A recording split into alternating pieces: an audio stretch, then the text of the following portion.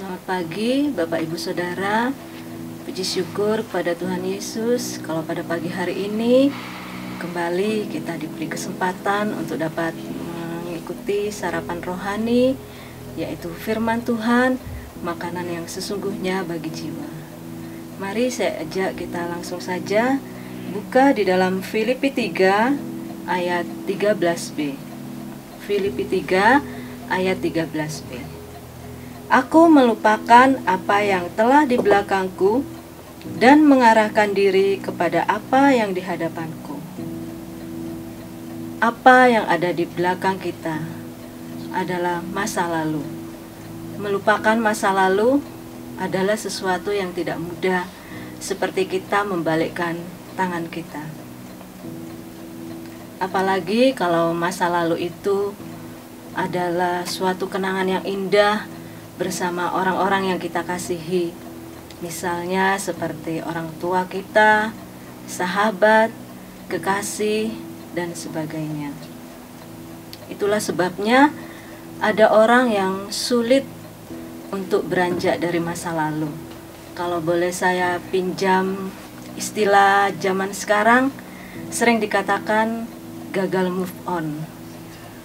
Nah, kenangan masa lalu itu memang akan terasa indah kalau kita bayangkan, tetapi akan menjadi suatu hal yang menyakitkan kalau kita mengharapkan kenangan yang indah itu terulang kembali, karena kita tahu hal itu akan tidak mungkin terjadi.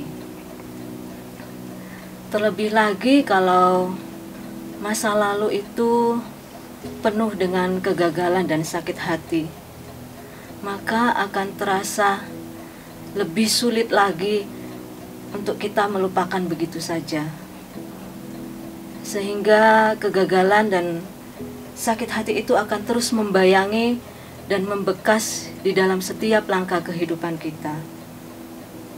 Mari Bapak Ibu Saudara, sampai kapan kita akan menjalani kehidupan ini dengan dibayang-bayangi oleh masa lalu?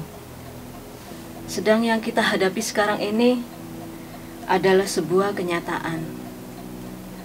Jadi, biarlah masa lalu itu menjadi pengalaman bagi kita dan bahan pembelajaran, bukan justru menjadi penghalang atau penghambat kita untuk kita melangkah maju untuk meraih masa depan kita. Jadi percuma saja kalau kita meratapi kegagalan masa lalu ataupun membanggakan kejayaan masa lalu, karena hal itu tidak akan bisa mengubah keadaan kita sekarang ini. Mari kita mau belajar dari kehidupan seorang tokoh di dalam Alkitab, yaitu Paulus. Sebelum bertobat, Paulus adalah bernama Saulus. Pada zamannya, Saulus dikenal orang sebagai penganiaya dan pembunuh pengikut Kristus. Tetapi setelah Paulus berjumpa pribadi dengan Yesus, ia mengalami kelahiran baru, sehingga ia dapat mengatakan seperti yang dikatakannya di dalam 2 Korintus 5 ayat 17. 2 Korintus 5 ayat 17. Jadi siapa yang ada di dalam Kristus, ia adalah ciptaan baru. Yang lama sudah berlalu, sesungguhnya yang baru sudah datang. Nah, setelah Paulus mengalami kelahiran baru, ia dipanggil oleh Yesus untuk menjadi pengikut Kristus. Dia menjangkau jiwa-jiwa di dalam pemberitaan Injil. Tetapi ada satu oknum yang tidak tinggal diam, yaitu iblis. Iblis terus mengganggu Paulus dengan cara mengganggu memori Paulus tentang masa lalunya yang kelam. Tetapi seorang Paulus tidak tinggal diam. Dia tidak terpengaruh oleh gangguan-gangguan dari iblis. Paulus membuat keputusan yang luar biasa.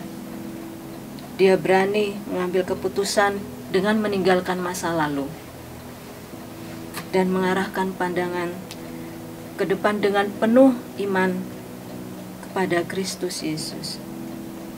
Jadi, kunci menang terhadap masa lalu adalah mengarahkan pandangan kita ke depan. Kita mengarahkan pandangan kita tertuju kepada Tuhan Yesus. Kita akan baca lagi di dalam Ibrani 12 ayat 2a. Ibrani 12 ayat 2a. Marilah kita melakukannya dengan mata yang tertuju kepada Yesus, yang memimpin kita dalam iman dan yang membawa iman kita itu kepada kesempurnaan. Jadi hanya Tuhan Yesus saja yang sanggup menghapus dosa-dosa kita dan yang tidak pernah mengingat-ingat kesalahan kita, seburuk apapun. Kita akan baca lagi di dalam Mika 7 ayat 18 dan 19. Mika 7 ayat 18 dan 19. Siapakah Allah seperti Engkau yang mengampuni dosa dan yang memaafkan pelanggaran dari sisa-sisa miliknya sendiri, yang tidak bertahan dalam murkanya untuk seterusnya, melainkan berkenan kepada kasih setia. Biarlah Ia kembali menyayangi kita, menghapuskan kesalahan-kesalahan kita, dan melemparkan segala dosa kita ke dalam tubir-tubir laut. Amin. Puji Tuhan, Allah kita luar biasa. Dia begitu mengasihi kehidupan kita, sehingga Dia tidak pernah mengingat kesalahan kita. Melalui pengorbanannya di kayu salib, Yesus Kristus telah mengampuni dosa kita dan menghapuskan semua kesalahan kita.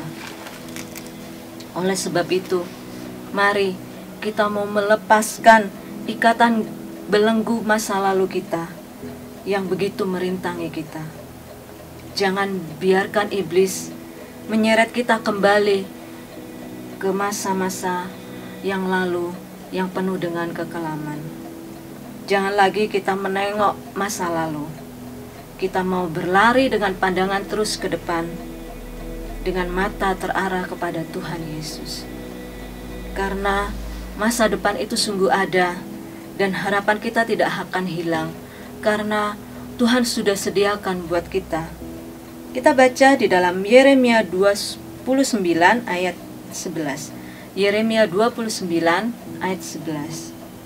Sebab aku ini mengetahui rancangan-rancangan apa yang ada padaku mengenai kamu. Demikianlah firman Tuhan, yaitu rancangan damai sejahtera dan bukan rancangan kecelakaan, untuk memberikan kepadamu hari depan yang penuh harapan. Amin.